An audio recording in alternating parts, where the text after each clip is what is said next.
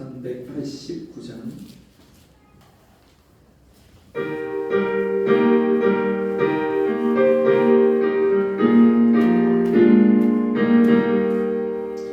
믿는 사람들은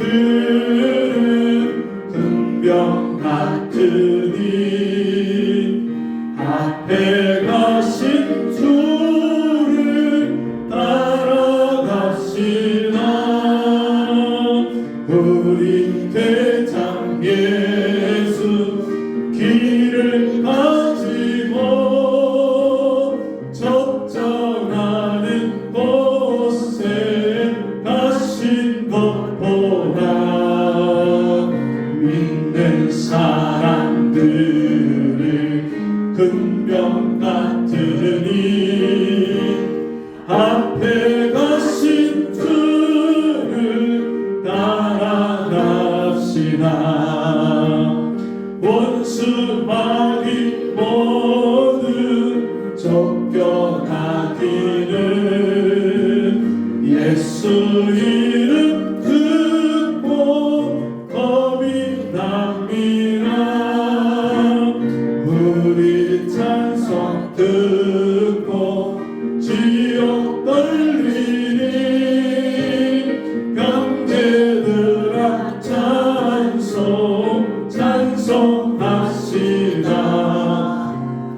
믿는 사람들은 금병 같으니 앞에 가신 주를 따라가시라. 세상 나라들은 멸망받으나 예수 교회 영영 왕성하니라. 지옥 권세 감히 해치 못하는 주가 모든 교회 지키시니라. 믿는 사람들은 금병 같으니 앞에 가신 주를 따라갑시다. 백성들아 와서 함께 모여서 우리 모두 함께 개가 부르세. 영원토록 영광 권세 찬송은 우리 임금 주께 돌려보내세. 믿는 사람들은 금병 같으니 앞에 가신 주를 따라갑시다.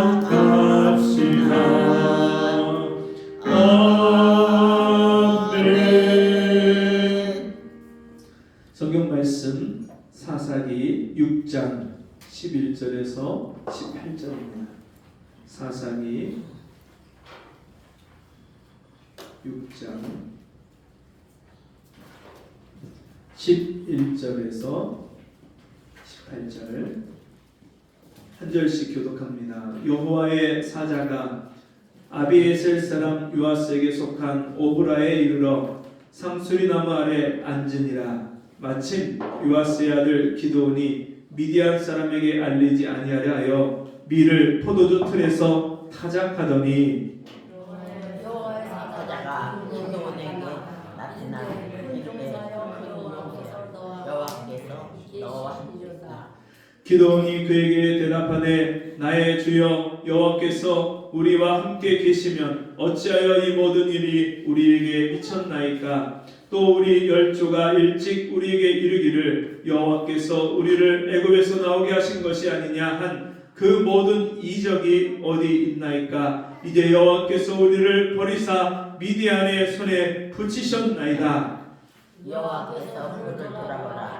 가라사대 너는 네 힘을 의지하고 가서 이스라엘을 미디안의 손에서 구원하라. 내가 너를 보낸 곳이 아니냐. 기도원이 그에게 대답하되 주여 내가 무엇으로 이스라엘을 구원하리이까. 보소서 나의 집은 므낫세 중에 극히 약하고 나는 내 아비 집에서 제일 작은 자니이다. 여호와께서 내게 이르시되 내가 반드시 너와 함께 하리니 내가 미디안 사람 치기를 한 사람 치듯 하리라. 기도원이 그에게 대답하되 내가 주께 은혜를 얻었사오면 나와 말씀하시는 이가 주 되시는 표징을 내게 보이소서. 내가 예물을 가지고 다시 주께로 와서 그것을 주 앞에 드리기까지 이것을 떠나니 마시를 원하리이다. 그가 가로되 내가 너 돌아오기를 기다리리라. 아멘. 아멘. 큰 용사여라는 제목으로 말씀을 나누겠습니다. 제가 지난주에 향동에 전도하러 갔다가 이제 그 향동 지역이 개발이 거의 한 80-90% 이상 그렇게 진행이 돼서 건물들이 서 있는데 그 건물들이 하나하나가 얼마나 큰지 몰라요. 그 지식산업센터라고 해서 옛날에 공장이나 회사들을 한데 모아갖고 이렇게 아파트형 공장 이렇게 부르던 것을 이제는 지식산업센터라고 말을 하는데 그게 전국에 1528곳이 있어요. 근데 그 건물 하나하나가 그 규모가 엄청나게 큰 건물입니다. 근데 지금 1528곳이 이미 지어졌고 아직도 300여 곳이 지금 이제 그 발주를 앞두고 있는 그런 상태예요. 제가 이 말씀을 왜 드리냐면 그렇게 큰 건물에 여러분 회사들이 들어오고 바이오나 IT나 이런 회사들이 들어와서 그 공간마다 다 채워야 되는데 공실이 너무 많대요. 처음에 그 향동 지역에 그게 분양이 되고 막 처음에 사업이 시작될 때는 엄청나게 인기였대요. 사람들이 막 너도나도 투자하고 막 했는데 문제는 그 향동 지역에 교통이 이 길이 폭이 너무 좁아요. 그렇게 많은 회사와 공장 그 지식산업센터가 지어지는데 어떤 곳은요 1차로, 2차로, 편도 1차로, 편도 2차로 이 정도밖에 안 되는 곳이 너무 많은 거예요. 그러니까 이게 그런 규모나 이런 시설들에 비해서 기반 시설, 교통 시설 이런 게 너무나도 안 갖춰져 있고 막 하니까 사람들이 입주를 포기하고 계약을 포기하는 일들이 많고 그래서 또 더군다나 거기는 아직 지하철이 들어오지 않아서 그런 입지 조건이 안 좋아서 계약을 포기하는 경우들이 많다는 거예요. 겉은 화려하고 너무 멋있고 보기 좋은 건물인데 속은 공실이 너무 많은. 그래서 건설사 건물들을 지은 건설사마다 굉장히 큰 부담을 안고 지금 있다는 이야기를 들었습니다. 여러분 겉으로 보여지는 게 다가 아니죠. 우리 믿음도 믿음 세계에서 겉으로 보여지는 게 다가 아닐 수 있어요. 오랫동안 교회를 나왔고 부모님이 믿음의 집안이고 목사님, 장로님, 권사님, 집사님의 자녀고 또 대대손손 우리가 3대 믿는 집안이다, 4대 믿는 가정이다 이렇게 말을 하는데도 그 자녀들을 보면 전혀 믿음이 없는 그런 사람들이 얼마나 많은지 몰라요. 교회를 열심히 나와서 봉사도 하고 직책도 맡고 직분도 맡고 앞에서 보면 성가대도 하고 또 안내도 서고 또 여러 가지 봉사를 하는데 중요한 것은 믿음이 없는 경우가 얼마나 많은지 몰라요. 열심은 있어요.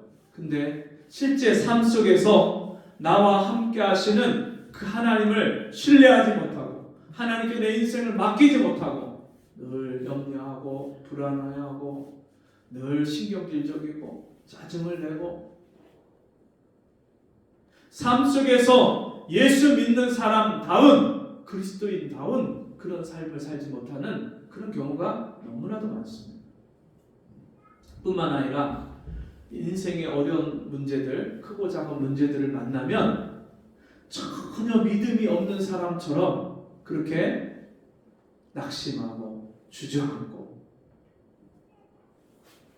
어떻게 하지 불안해하고 염려하고 세상 사람처럼 하나님이 없는 사람처럼 그렇게 살아가는 경우도 많습니다. 여러분, 믿음이 좋다고 하는 사람도 때로는 흔들리고 넘어지고 시험에 빠지고 아주 그 믿음이 진짜 어디 있는가 싶을 정도로 아무리 찾을래야 찾을 길이 없는 그런 저 밑바닥으로 떨어진 그런 경우도 종종 있습니다. 제가 요즘에 이제 우리 교회 이전을 앞두고 기도하면서 또 이전할 만한 장소를 가서 보기도 하고 하는데, 이게 우리 교회의 형편으로서 갈 만한 곳이 많지가 않아요. 찾기가 어려워요. 근데 지금 저희 교회가 이 주변에 먹자 골목이 막 점점점 이 주택가를 먹어 들어오면서 이제 차들이 점점 많아지는 거예요. 수요일이나 금요일 날, 어떤 때는 금요일 같은 경우는 차 댈 데가 없어서 저도 3바퀴를 돌아요. 3바퀴. 그래서 겨우겨우 막 차를 대고 들어오는데, 어떤 때는 예배 이제 마치고 기도회 마치고서 보면은 전화번호가 찍혀 있는 거예요. 자기 차 대야 되는데 거기다가 차를 대는다고 차 빼달라고. 이러다 보니까 또 우리 교회 간판을 한 7년 8년을 잘 쓴 간판을 아무 이상 없이 썼는데 갑자기 신고가 들어왔다고 그 간판을 떼라고 그래갖고 간판을 60만 원 주고 떼고, 그랬더니 우리 교회를 처음 찾아오시는 분들이 교회를 못 찾는 거예요. 교회를 간판을 보여야 이걸 찾는데 못 찾고, 그 배너를 만들어 갖고 세워놨는데 그것도 이제 조금 시간이 지나니까 이게 망가져 갖고 또 세울 수가 없고 또 만들어야 되고 이런 상황이 되니까 여러 가지로 또 이제 연세가 있으신 분들이 교회에 점차 늘어나고 또 다리 수술하신 분이 교회를 나오겠다고 또 약속을 하고, 그러다 보니까 이 지하 예배실을 내려오는 게 이제 점점점 부담이 되고 엘리베이터가 있는 곳으로 가면 좋겠다 이런 소원이 생기는 거예요. 거기다가 재작년부터 이제 풍동과 식사 지역에서 이제 성도님들이 이제 자꾸만 연결돼서 전도가 되고 들어오고 막 이렇게 하다 보니까 지금도 전도 대상자들이 거기 많이 있어요. 태신자들이 기도 마음에 품고 기도하면서 또 우리가 한 번 두 번 만나서 교회에 오기도 하고 또 지금 이제 나오겠다고 약속도 하고 이런 분들이 몇 분이 계시니까 이제 교회를 그쪽으로 아예 지역을 옮기는 게 우리 성도들도 수시로다가 와서 언제든지 와서 기도하고 교제하고 또 전도 대상자 있으면 한 번씩 교회를 데리고 올 수도 있고, 그러니까 우리가 이게 그런 영적인 전략, 정말 영혼들을 우리가 효과 있게 구원하고 하나님 앞에 인도하는데 우리가 준비되고 이제 쓰임 받기 위해서 그런 환경적인 것도 갖춰져야 되겠다. 이런 생각들을 하고, 또 저희 교회에 오셔서 기도해 주시는 목사님들이 계속해서 이제는 목사님 옮겨야 될 때가 된 것 같다고, 이제 옮기는 걸 위해서 구체적으로 기도하시라고, 자기도 기도해 주겠다고. 제가 얘기를 안 꺼내도 주변에 오시는 분들마다 다 그렇게 얘기해요. 이제 하나님의 때가 됐구나. 그래서 이제 제가 올해 시작하면서 하나님 이제 올해 1년 동안 제가 작정 기도를 하겠습니다. 밤에 12시까지 기도하겠습니다. 근데 기도하다 보면 12시까지만 기도가 됩니까? 1시도 되고 2시도 되고 어젯밤에는 그냥 여기서 철야를 하게 되고, 하나님 그렇게 기도를 시켜요. 근데 어느 날 기도하다가 갑자기 큰 용사요. 하나님의 음성이 들려요. 큰 용사요. 기도원에게 나타나셔서 말씀하셨던 큰 용사요. 그래서 그 말씀을 찾아보니까 기도원에게 여호와의 사자가 나타나서 이렇게 기도원을 부르면서 말씀하지요. 12절 여호와의 사자가 기도원에게 나타나 이르되 큰 용사여 여호와께서 너와 함께 계시도다. 큰 용사여 여호와께서 너와 함께 계시도다. 그 기드온에게 하신 말씀을 주님이 저에게 하시는 말씀. 큰 용사여. 이게 원어로 좀 더 정확한 뜻을 보면 강한 용사여. 그런 뜻이. 큰 용사여. 이게 의미가 강한 용사여. 그래서 이 음성을 여호와의 사자의 음성을 듣고 기드온이 깜짝 놀랍니다. 왜냐하면 이 기드온이 뭐 하고 있었냐면 포도를 짜는 큰 틀이 있는데 그 속에 숨어서 거기서 밀을 타작하고 있었어요. 왜냐하면 그 당시에 미디안 세력이 엄청나게 강해서 이스라엘을 쳐들어와서 곡식을 거둘 때면 그 곡식을 몽땅 빼앗아가는 거예요. 양과 소와 염소와 보이는 것들은 그냥 보이는 대로 다 뺏어가니까 이스라엘 백성들이요 먹고 살 길이 막막한 거예요. 열심히 한 해 동안 농사 졌는데 이거 곧 다 빼앗기게 생겼어요. 그러니까 몰래 그 포도즙을 짜는 틀 속에 그 밀을 가지고 몰래 가지고 들어가서 밤중에 다 옮겼겠죠. 그리고서 열심히 그것을 밀을 타작하고 있었는데 그때 여호와의 사자가 이 기드온에게 나타나서 큰 용사여 여호와께서 너와 함께 계시도다 그러는데 이 기드온이 이해가 안 가는 거예요. 그 말이 아니 하나님의 사자가 기드온을 향해서 큰 용사여 여호와께서 너와 함께 계신다 그렇게 말을 하는데 이게 도저히 납득이 가지 않아요. 왜? 아니 하나님이 함께 계시면 우리가 어떻게 미디안한테 공격을 당해서 곡식을 다 뺏기고 짐승을 다 뺏기고 이렇게 되는데 왜 하나님은 가만히 계십니까? 그 하나님이 애굽에서 10가지 재앙과 큰 권능을 가지고 바로의 군대를 물리치고 하나님이 이스라엘 백성들을 이 가나안 땅까지 인도하셨는데 그 하나님의 기적과 능력이 도대체 어디 있습니까? 지금 우리는 하나님이 계시면 함께 계시면 왜 이런 어려움을 당해야 됩니까? 도저히 납득이 가지 않아요. 이해가 가지 않아요. 가끔씩 우리 성도님들이 아니 목사님 이렇게 전도를 열심히 하고 그냥 그렇게 하는데 왜 우리 교회는 왜 하나님이 사람들을 안 보내주십니까? 제가 그랬죠. 네. 그리고 이 기드온이 진짜 하나님의 뜻을 순종하고 그 뜻대로 살려고 하는데 그리고 하나님의 사자가 기드온에게 큰 용사여 여호와께서 너와 함께 계신다 하나님 너와 함께 하신다 그렇게 얘기를 하는데 하나님이 함께 계시면 왜 우리가 이렇게 고통을 당하고 어려움을 당해야 됩니까? 의문이 들잖아요. 그리고 또 한 가지가 이해가 안 가는 게 큰 용사요 강한 용사요 자기한테 큰 용사래요. 아니 지금 저 미디안 사람들이 무서워갖고 포도즙 틀 속에 숨어서 거기서 밀을 겨우겨우 타작하고 있는데 언제 이 미디안이 쳐들어올지 모르고 쳐들어오면 그냥 몽땅 다 뺏겨야 되는데 이런 힘이 없는 나한테 큰 용사요? 강한 용사요? 이게 말이 됩니까?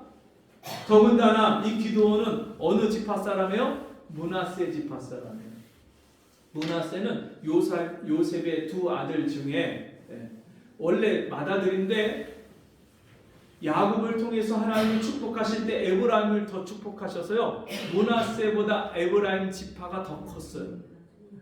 그러니까 이게 이스라엘 12지파 중에서 루벤, 시므온, 레위, 유다 이런 지파들이 쭉 있는데 레위는 제사장이기 때문에 지파에서 빠지고 그리고 레위 대신에 그 요셉의 두 아들이 각각 두 지파가 되어서 그래서 12지파가 되는데 그 지파 중에서 맨 꼬레비 에브라임에서도 밀렸어. 그래서 므낫세 지파예요. 그 므낫세 지파 중에서도 자기는 그 요아스 아버지의 가장 존재감 없는 막내 아들이에요. 근데 내가 무슨 큰 용사야 무슨 강한 용사야 이해가 가지 않는 거예요. 여러분 어떻게 하나님의 사자가 기드온에게 와서 기드온을 향해서 너는 하나님이 함께 하시는 사람이다. 그리고 너는 강한 사람이다. 강한 용사다. 이렇게 말씀할 수 있었을까요? 무엇 때문에? 기드온이 엄청나게 그런 힘을 비축하고 몰래 무기를 만들고 군사들을 훈련시키고 그리고 전략을 짜고 이 미디안 이방 사람들이 쳐들어오면 언제든지 가서 그들을 격파할 만한 그런 담대한 용기와 힘과 능력을 가지고 있기 때문에 하나님이 그에게 이렇게 말씀하실까요? 왜 하나님은 기도원을 향해서 하나님이 너와 함께 하신다. 그러면서 너는 강한 용사다 그렇게 말씀하셨을까요? 어떻게 이 기도원이 하나님의 강한 용사가 될 수 있었을까요? 그래서 첫 번째가 여러분 이 기도원 자체가 하나님이 함께 하시는데 그거를 깨달아요? 못 깨달아요? 못 깨달아요. 그래서 우리 예수 믿고 구원받고 하나님 자녀된 백성들이요 이 땅에서 신앙생활 하면서 하나님이 함께 계시는데도 불구하고 그걸 깨닫지 못하는 거예요. 그래서 내가 얼마나 큰 하나님의 은혜와 권능과 능력을 부여받았는지를 알지를 못해요. 예수께서 제자들에게 갈릴리의 산에서 마지막 승천을 하시기 전에 11 제자를 불러놓고 그들에게 마지막으로 명령을 하시는데 뭐라고 말씀하십니까? 하늘과 땅의 모든 권세를 내게 주셨으니 그러므로 너희는 가서 모든 족속으로 제자를 삼아 아버지와 아들과 성령의 이름으로 세례를 주고 내가 너희에게 분부한 모든 것을 가르쳐 지키게 하라. 볼지어다 내가 세상 끝날까지 너희와 항상 함께 있으리라. 그리고 예수님이요 하늘과 땅의 권세, 하늘의 권세, 당연히 하나님의 보좌 우편에 계시면서 하나님과 동등한 본체신, 그는 근본 하나님의 본체시나 하나님과 같으신 하나님이신 그분이 하늘의 권세를 가지셨을 뿐만 아니라 뭘 가지셨어요? 땅의 권세도 가지셨습니다. 그분이 제자들에게 하늘과 땅의 권세를 제자들에게 주신 거예요. 그래서 너희가 내 이름으로 누구를 축복하면 축복이 그에게 임할 것이요. 여러분 하나님이요 우리를 얼마나 하나님의 능력과 권세를 주셨냐면 우리가 예수 그리스도의 이름으로 가서 사람들에게 복음을 전하고 축복을 하고 그 하나님의 사랑을 전하면 우리를 통해서 그 하나님의 능력과 권세와 축복이 이 땅의 사람들에게 임하게 돼 있어요. 그래서 선교사님들이 저 아프리카 오지나 굉장히 어렵게 사는 사람, 가난하고 농사가 안 되고 땅이 진짜 황폐한 풀도 잘 자라지 않는 그런 땅에 가서 거기서 축복을 하고 그 사람들에게 복음을 전하고 어느 선교사님이 말라위에 가서 아프리카 말라위에 가서 복음을 전하는데 이 선교사님이 그 선교 지역으로 가는 것 자체가 기가 막혀요. 이분이 외국으로다가 유학을 갔다가 아내한테 이르기를 여보 나 예수 믿게 됐는데 당신도 이제는 예수를 믿어. 그러면서 편지를 해서 복음을 전하는 거예요. 아내한테. 그 전에는 세상적으로 즐겁게 그냥 놀면서 즐기면서 그렇게 살던 그 부부가 남편이 유학을 갔는데 아이를 처대를 놓고 유학을 갔는데 유학 가서 예수를 믿게 된 거예요. 그 어느 날 편지가 또 왔는데 여보 내가 하나님이 신학을 하게 하시는 것 같아. 신학을 해야 될 것 같아. 그 신학을 그러더니 하나님이 나를 선교사로 보내시는 것 같아. 집에 오지도 않고요. 몇 년을 그렇게 유학을 하다가 예수를 믿고 신학을 하고 선교사로 가고 그리고 말라위로 선교사로 갔는데 그 말라위에서 여보 여기가 진짜 알프스와 같아. 당신 여기로 와. 그냥 내가 다 준비해 놓을 테니까 당신은 몸만 건강하게 와. 그래서 진짜 알프스 같은 줄 알고요. 거기를 간 거예요. 근데 가는데 내가 당신한테 비행기표를 사서 보내줄 테니까 내가 준비되면 오라고 하면 오라고 준비만 하고 있으라고. 근데 아무리 기다려도 오라고 하질 않으니까 자기가 비행기표를 사서 가겠다고 하니까 그럴 돈 있으면은 그냥 가지고 있다 그냥 오고 내가 당신한테 해준 것도 없는데 내 비행기 표는 사서 보낼 테니까 그냥 와. 그리고서 얼마 있다가 진짜 비행기 표가 온 거예요. 그리고 아들을 데리고서는 그 말라위로 가는데 일주일 동안을 비행기를 타고 간 거예요. 영국 가서 영국에서 비행기를 또 기다렸다가 가는데 제일 싸구려 비행기. 고생을 직사게 하고서는 그 말라위에 갔는데 근데 갔는데 나오겠다고 한 남편이 와 있질 않더래요. 아니 분명히 와 있다고 나와서 마중한다고 했는데 아무리 찾아도 남편이 없더래요. 근데 어디서 누가 빼싹 말라서 새까만 사람이 막 손을 흔들더래요. 네. 그래서 아들한테 물어봤대. 야, 저기서 손 흔드는 저분이 네 아빠냐? 그러니까 아니라고 하더래요. 아들이.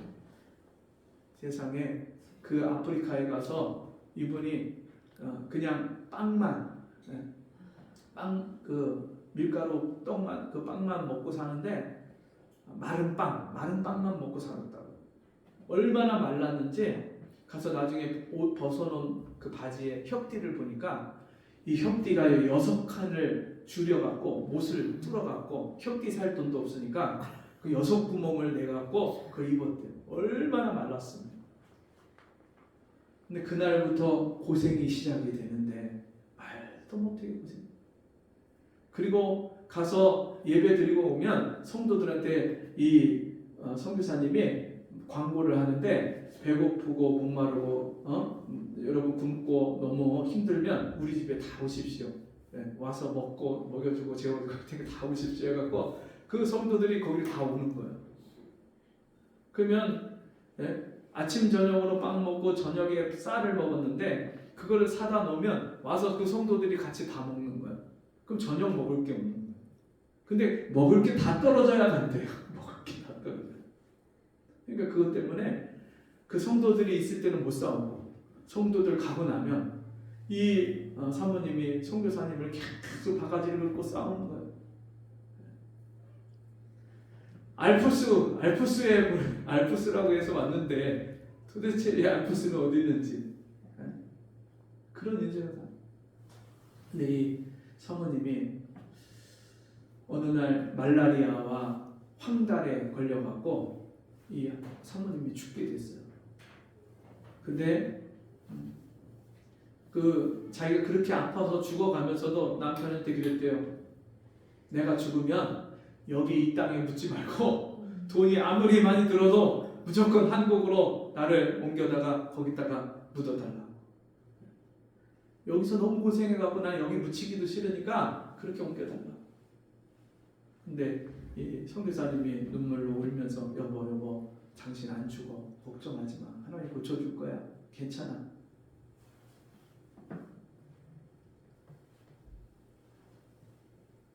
근데 이 사모님을 어느 날 하나님이 찾아오셨어요. 내 딸아, 내가 너를 사랑한다. 그리고 남편한테 그랬대요. 하나님이 당신을 선교사로 부르셨지 나 부르시지 않았다고. 난 돌아가겠다고. 나 보내달라고 그러셨는데 하나님이 내가 너를 선교사로 불렀다. 내가 너를 쓸 것이다. 다 죽어가던 사모님이 그 하나님을 만나고서 거기 앞에서 통곡을 하면서 눈물로 회개하면서 그 주님을 만나고 거듭나가고 그때부터 이 사모님이 작정 기도를 시작하는 거예요.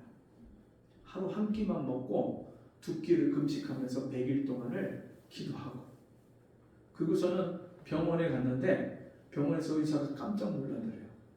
너 죽은 거 아니냐? 왜냐하면 이 사모님이 그렇게 기도를 시작하면서 먹던 약도 끊고 안 먹었대요. 그러니까 남편이 여보 기도를 하더라도 약은 먹어가면서 기도하자. 근데 이 사모님 마음에 작정을 하고 약을 버리고 그리고서는 기도를 시작했는데 그 약을 안 타가니까 의사는 죽은 줄 알았는데 어느 날 와갖고 살아서 오니까 너 죽은 거 아니었냐. 그 검사를 해보니까 깨끗하게 나은 거예요. 다 나았다.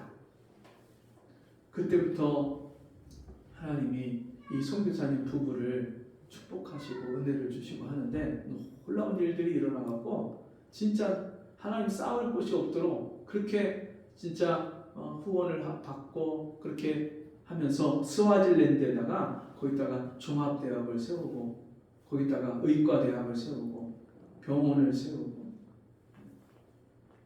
그러면서 그 아들을 키우면서 어느 날 자기가 그랬대요. 아들한테 너는 절대로 선교사 되지 마라. 그랬더니 그 아들이 하는 말이 초등학교 어린 아들이 하는 말이 엄마 내가 미쳤어요? 너 절대 안 돼. 절대 안 해. 절대. 근데 그 아들이 지금 목사님이 되셨대. 제가 어제 밤에 그 간증을 들으면서 얼마나 눈물이 나는지. 여러분 진짜 보여지는 현실은 상황은 하나님이 함께 하신다고 하는데 절대로 도저히 있을 수 없는 그런 어려움과 고난과 아픔들이 우리 주변에 있는 거예요. 하나님의 사람인데 예수 믿는다고 하는데 전혀 상황과 환경이 바뀌지 않을 때 우리는 어떤 생각을 하냐면 하나님이 나를 버리셨나? 하나님이 계시긴 한가? 하나님이 나를 사랑하시나? 이런 의심들을 하게 되는 거예요. 근데 그런 상황에서도 이 기드온이 미디안 사람들의 눈을 피해서 몰래 타작하고 있는 그런 상황에도 하나님이 그 기드온과 함께 하셨어요. 근데 기드온이 깨닫지를 못하는 거예요. 근데 하나님이 나타나셔서 그에게 말씀하십니다. 네 아버지가 섬기는 우상단지 왜 이스라엘 백성들이 하나님의 백성임에도 그런 고난을 당했냐면 그들이 우상을 섬겼어요. 바알, 아세라 이런 우상을 만들어 놓고 거기다 제사하고 절하고 하나님을 섬기는 백성들이 하나님도 섬기고 우상도 섬기는데 우상을 더 섬겨요. 그러니까 하나님 미디안의 손에 붙여서 7년 동안을 그런 진짜 약탈을 당하게 하시는데 그 하나님의 진노를 사게 했던 우상을 네가 가서 다 깨부시고 회파해라. 그래서요 기드온이 하나님의 말씀대로 자기에게 주신 힘과 그 지혜와 용기를 가지고 가서 그 우상 단지를 다 깨부시는 거예요. 아침에 일어나서 보니까 마을 동네 사람들이 다 바알을 섬기는데 바알의 주상 단지가 다 깨져 있으니까 이거 누가 한 거냐 조사를 했는데 결국은 기드온이 했다는 것을 알게 됐어요. 그 기드온의 아버지한테 와갖고 그 기드온을 내놔라 우리가 죽이겠다. 근데 그때 기드온의 아버지가 야 바알이 진짜 신이면 자기도 여태까지 섬겼지만 진짜 신이면 이 우상 단지 주상을 다 깨트린 바알을 깨트린 그 사람을 바알이 혼을 내지 않겠냐. 그래서 그걸 뜯어말렸어. 그리고 나서 하나님의 신이 이 기드온에게 강하게 역사하고 임하는데 기드온이 나팔을 부니까 이제 사람들이 몰려드는데 32,000명이 그 기드온의 나팔 소리를 듣고 몰려와서 자기들도 가서 미디안과 싸우겠다고 하는 거예요. 근데 하나님이요 이 기드온에게 32,000명 너무 많으니까 지금 마음에 두렵고 무섭고 불안한 사람은 다 돌려보내라. 그래서 22,000명이 돌아가고 10,000명이 남았어요. 근데 10,000명도 많다 그러시면서 물가로 데려가서 물을 먹게 하는데 그들 중에서 구별을 해서 손으로 물을 움켜서 무릎을 세우고 물을 움켜서 마시는 사람들 그 사람들 300명을 따로 세워놓고 엎드려서 입을 바닥에 그 물에 대고 직접 마시는 그런 사람들을 따로 대라. 그 사람들 다 돌려보냈어요. 몇 명 남았어요? 300명 남았어요. 하나님께서 그 300명으로 내가 미디안을 치고 너희를 구원하겠다. 300명 데리고 미디안과 싸웁니다. 근데 미디안 사람들을 나중에 치는데 그 숫자가 나오는데 13만 5천 명이에요. 300명과 13만 5천 명. 여러분 전쟁이 되겠습니까? 안 되겠습니까? 전쟁이 될 수가 없는 거예요. 싸움도 좀 웬간해야 비슷해야 좀 싸우죠. 네. 여러분 3살 4살짜리 애하고 격투기 선수하고 싸운다고 하면 싸울 수 있겠습니까? 말이 안 되는 거죠. 근데 지금 그 싸움을 싸우라는 거예요. 그러면서 뭐라고 하세요? 내가 너와 함께할 것이다. 그 싸움을 싸우는데 기드온은요 아직도 마음이 불안하고 연약하니까 진짜 하나님이 함께 하시는 게 맞아요? 진짜 하나님의 응답이 맞아요? 그럼 저한테 좀 보여주세요. 양털 뭉치에 여기에 이슬이 여기만 있고 이 양털 주변에는 이슬이 안 내리게 해주세요. 근데 진짜 그렇게 됐어요. 물을 짜니까 가득 나와. 그러면 하나님 다시 한번 제가 하나님께 기도하는데 양털 뭉치에는 물이 이슬이 안 내리게 하시고 그 주변에만 내리게 해주세요. 그랬더니 진짜 그 주변에만 이슬이 내려. 근데 그거 가지고도 확신이 안 서니까 하나님이 이 기드온에게 너 네 부하를 데리고 저 미디안 진영에 몰래 잠입해서 밤에 그들이 뭐라고 하는지 한번 들어봐라. 몰래 갔더니 미디안 사람끼리 밤에 보초를 쓰면서 서로 얘기를 하는 걸 옆에서 듣는데 한 사람이 꾼 것을 옆 사람에게 이야기를 하는데 야 밤에 보리떡 한 덩이가 미디안 진에 굴러 들어와서 이 미디안 진의 모든 천막을 다 쳐서 무너뜨렸다. 그러니까 그거는 기드온이 와갖고 우리를 다 갇힌다는 그런 징조다. 그 얘기를 자기들끼리 얘기하는 꿈을 이야기하고 꿈을 해몽하는 사람의 그 말을 듣고 기드온이 그때서야 확신을 가집니다. 아, 하나님이 이기게 하시는, 승리하게 하신다는 그런 사인이구나. 그리고서는 가서 백성들을 데리고 나팔과 항아리와 횃불을 들고 나를 쫓아와라. 300명을 세 대로 나눠서 100명씩 나눠서 자기가 먼저 100명을 이끌고 앞장서서 가면서 내가 하는 대로 너희도 그대로 따라해라. 그러면서 미디안 사람들이 다 잠자고 있는 그 진에 가서 거기서 나팔을 불고 항아리를 횃불을 항아리 속에 몰래 감추고 가서 거기 항아리를 깨고 횃불을 들면서 여호와를 위해라, 기드온을 위해라, 하나님을 따라고 하나님을 따라서 이 기드온을 따라서 그렇게 외쳐라. 그때도 놀라운 일이 벌어지는데요. 미디안 사람들끼리 서로 치는 거예요. 자기들끼리 깜짝 놀래갖고 정신이 없어서 그냥 누가 적인지 누가 아군인지 몰라갖고 서로 죽이는 서로. 승리를 전하십니다.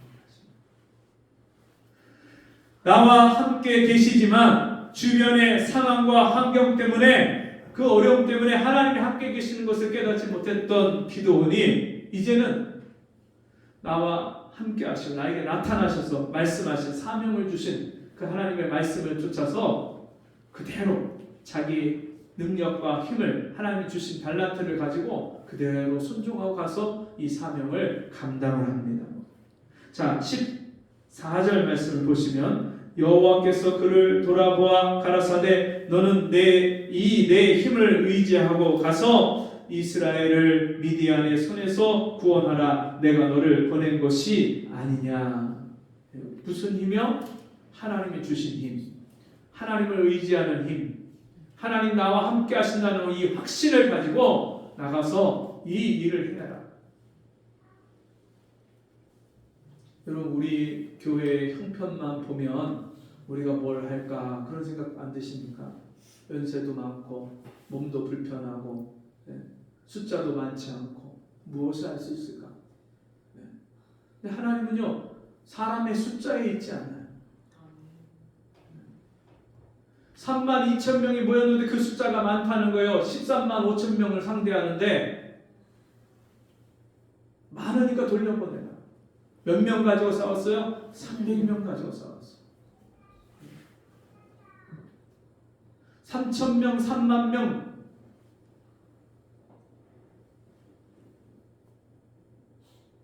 네 배가 넘는 400배가 넘는 그런 엄청난 수를 상대해서 싸우는데 말도 안 되게 그 기드온의 300명의 용사가 13만 5천 명을 다 무찌릅니다. 있을 수 없는 기적이 일어나. 여러분, 하나님은요 하나님 말씀에 순종해서 내 꼬라지를 내가 내 스스로를 나를 봐도 내가 가진 게 뭘 하나, 그런 마음이 들 정도로 연약한 사람이라 할지라도 하나님이 나와 함께 하시냐. 여러분, 어떤 귀신 들린 아이의 아버지가 자기 귀신 들린 아이를 데리고 와서 예수님의 제자들에게 고쳐달라고 했어요. 근데 이 제자들이 그 귀신 들린 아이를 고쳐주지 못하는 거예요. 예수님께 고쳐달라고 하니까 예수님께서 믿음이 없는 세대요. 그래서 믿음 없음을 책망을 하시니까 그때 이 아이의 아버지가 뭐라고 하냐면 무엇이든지 할 수만 있으면 이 아이한테 뭐라도 좀 해주세요. 근데 그때 주님이 하신 말씀이 할 수 있거든이 무슨 말이냐. 믿는 자에게는 능치 못함이 없느니라. 벙어리 되게 하고 기머거리 되게 한 그 귀신이 이 아이를 어려서부터 물과 불에 막 던지게 하고 뛰어들게 하고, 그래서 아이가 죽을 고생을 하는 그 아이를 보면서 이 아버지가 날마다 자기가 아무것도 할 수 없는 무능하고 무기력한 자기 자신을 보면서 절망하면서 살았던 그 아버지에게 하나님께서 이 놀라운 은혜를 베푸셔서 예수 그리스도께서 그 아이에게 있는 귀신을 쫓아내니까 귀신이 떠나가고 아이가 기절했어요. 다시 손을 붙잡아 일으키니까 그 아이가 일어났어요. 여러분, 할 수 있거든이 무슨 말이냐. 믿는 자에게는 능치 못함이 없느니라. 여러분, 아사 왕이 바아사 왕 이스라엘 군대가 남유다를 쳐들어왔을 때 그것을 이기지 못하니까 아람 군대에게 요청을 해서 우리를 도와주십시오 요청했을 때 선지자가 가서 그를 책망합니다. 왕이시여, 왕이 전에 더 큰 군대를 맞이했을 때도 하나님을 의지하고 찾을 때 하나님이 도와주시지 않았습니까? 근데 어찌 지금 하나님께 구하지 않고 이방 나라에다가 다른 이방 신을 섬기는 우상을 섬기는 이방 나라에다가 도움을 청합니까? 여호와는 지금도 온 땅을 감찰하사 두루 살피시며 전심으로 여호와를 향하는 자에게 능력을 베푸십니다. 여러분, 우리의 능력 없음이 문제가 아니라 전능하신 하나님을 찾지 않고 의지 않는 우리의 믿음 없음이 문제인 거예요. 우리는요, 하늘과 땅의 모든 권세를 부여받은 하나님의 자녀예요. 세상을 이김은 이것이니 곧 너희의 믿음이니라. 대저 하나님께서 난 자가 아니면 누가 세상을 이기겠느냐? 우리가 어떤 사람이라고요? 하나님께로서 난 자, 하나님의 자녀, 하나님의 백성, 하나님의 군대인 줄 믿습니다. 제가 풍동 지역으로 교회 이전을 기도하면서 하나님이 주시는 꿈이 있는 거예요. 제가 무슨 꿈이 있냐면, 지금 온 나라, 온 세상을 봐도 이게 정말 주님의 오실 때가 마지막에 가까이 왔잖아요. 교권이 다 무너져 내렸고, 사회 질서가 다 무너져 내렸고, 상식이, 도덕이, 윤리가 땅에 떨어져 있잖아요. 가정이 다 깨졌잖아요. 태 열매는 여호와께서 주신 복이라고 했는데 그 복된 자녀들을 낳으려고 하질 않아요.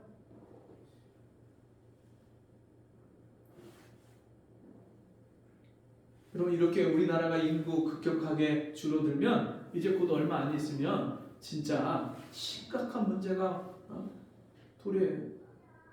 70년 동안 그 전쟁의 폐허 속에서 하나님이 복을 주셔서 이렇게 부강하게 하나님이 나라를 세우셨는데 이 나라가 순식간에 망해요. 믿음의 사람들이, 하나님의 백성들이 자녀들을 믿음으로 길러내지 못하고 자녀들을 낳지 않으면 여러분, 이 나라가 금방 이슬람 세력에 넘어가요. 이슬람 세력은요, 이슬람은 지금도 자녀들을 계속 낳아요, 계속. 그리고 이슬람의 그런 포교 전략이 안 믿는 사람과 결혼을 해서 자식을 낳아서 다 이슬람으로 개종시키는 거예요. 이슬람으로 키우는 거예요. 그래서 이슬람 인구가 점점점 많아지면 이제는 그 이슬람이 정당하게 자기들의 권리를 요구하면서 사원을 짓고 그러면서 이제는 막 테러도 일어나고 여러분 미국이 저 유럽이나 이런 데서 테러가 막 일어나고 막 하면 그런 일들이 우리에게도 일어날 수 있어요. 자살 폭탄 테러 보시잖아요. 우리가 진짜 치안이 이렇게 안전한 나라가 없다는 거예요. 외국인들이 우리나라에 와서 놀라는 게 저 공유 자전거 이런 거 있잖아요. 킥보드 그런 거 있으면은 그냥 타고 가다가 세워놓으면은 또 다음 사람이 딱 찍고 또 타고 가고 하잖아요. 근데 다른 나라에서 그렇게 놀 수가 없대요. 1시간도 안 돼서 다 없어진대. 다 없어. 이렇게 반거리에 혼자 나와서 길을 산책하고 어디 갔다 오고 할 수 있는 나라가 많지 않아요. 지금 마약이 진짜 너무나도 심각한 상황으로 가고 있고요. 더 심각한 것은 사람들이 사람과의 상식이나 예의나 이런 것들이요 이제 다 무너졌어요. 다. 기존에 우리가 생각했던 사회를 유지시키는 그런 가치 체계가 다 무너졌어요. 다. 어른이 공경받지 못하고 스승이 선생님이 존중받지 못하고 위아래가 없어졌어요. 위아래가 체계가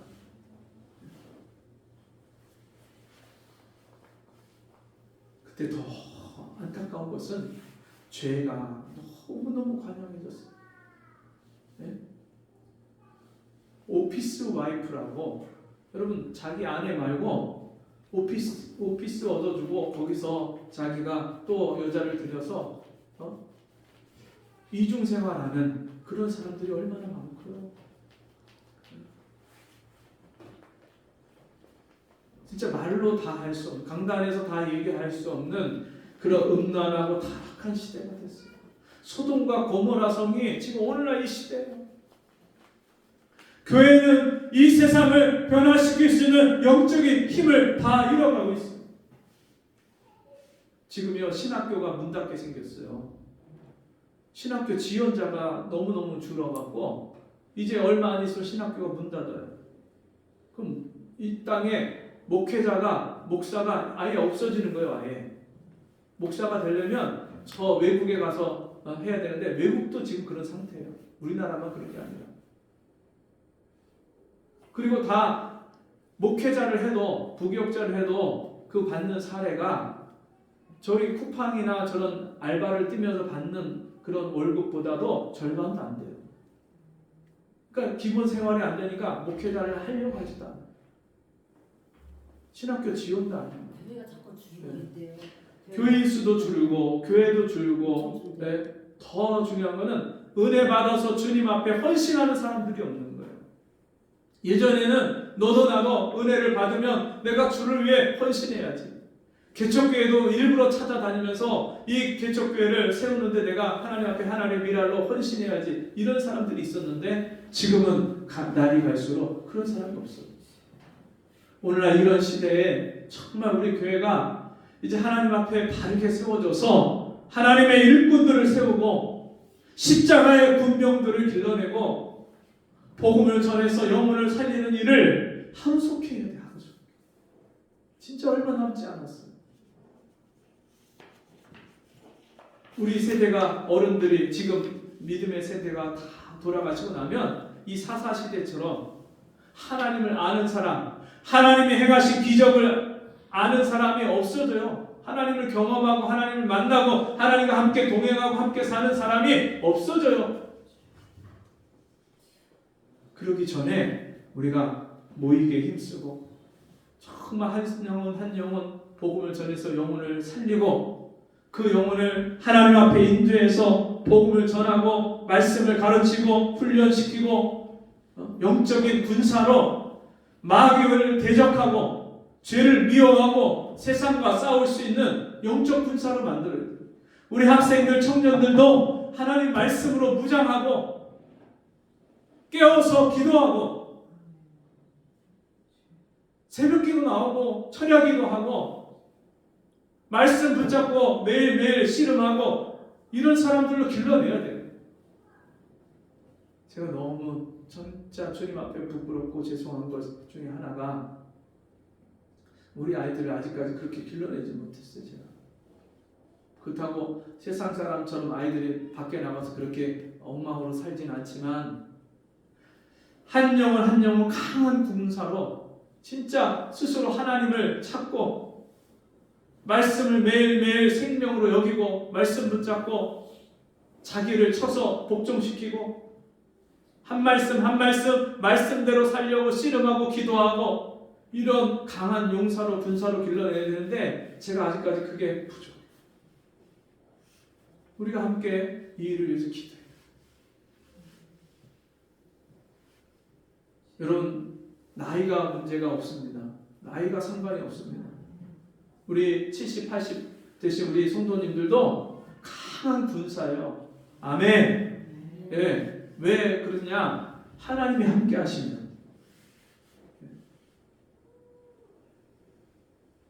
갈렙은 나이 80에 전쟁터에 나가서 사람들이 다 포기하고 얻을 수 없다는 그 성을 산지를 가서 헤브론 산지를 그 갈렙이 80세에 얻었어요. 80세. 나이가 문제가 하나님이 함께 하시느냐, 하나님이 나를 붙드시느냐.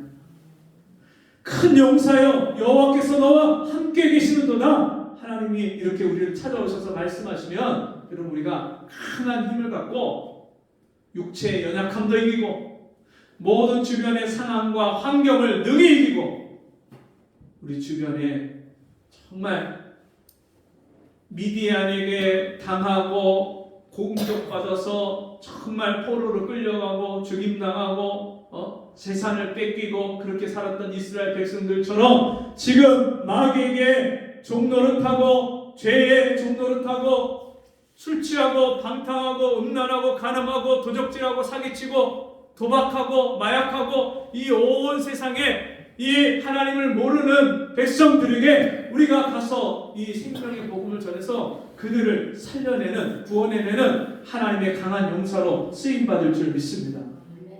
저와 여러분이 하나님 앞에 주님이 이 기드온에게 말씀하실 때 기드온이 자기의 예물을 그 여호와의 사자 앞에 드리고 그리고 순종해서 즉시 가서 이 사명을 감당했던 것처럼 우리의 작은 우리 마음과 우리 일상과 우리의 소유를 하나님 앞에 드림으로 정말 하나님의 군사로서 귀하게 쓰임받는 우리 모두가 되기를 주님의 이름으로 축복합니다. 기도하겠습니다. 하나님 아버지, 오늘도 우리에게 복된 은혜 주셔서 우리를 하나님의 자녀로 하나님의 군사로 마귀를 대적하고 죄와 싸우는 십자가의 군병으로 우리를 불러주시니 감사합니다. 강한 용사여, 큰 용사여, 여호와께서 너와 함께 계시는도다. 기드온에게 말씀하신 그 말씀을 오늘 우리에게도 말씀해 주시니 감사합니다. 내가 누군지를 알게 하시고 영적인 싸움을 싸우고 날마다 승리하는 하나님과 함께 승리의 계가를 올리는 우리 모두가 되게 주옵소서. 예수님 이름으로 기도합니다. 아멘. 광고 시간입니다. 말씀 시간에 제가 나눈 대로 여러분 교회 이전을 위해서 한 마음으로 같이 기도해 주시고 정말 우리가 할 수 없는 일들을 하나님이 하시는 것을 기대하면서 함께 기도해 주시기 바랍니다. 우리 자리에서 일어나셔서 390장 찬송하고 축도를 마치겠습니다. 390장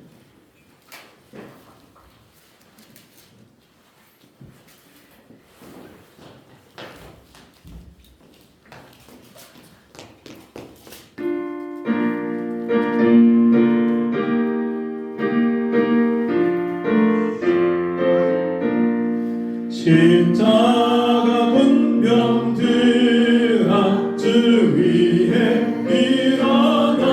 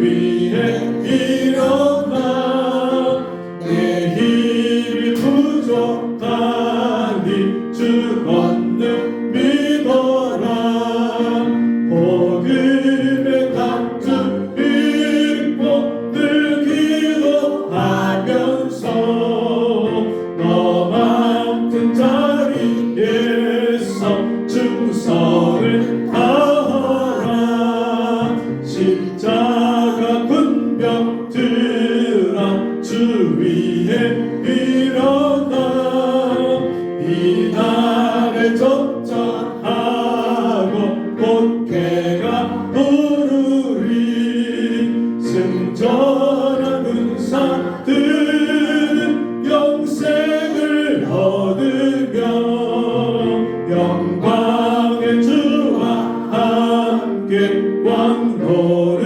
하리라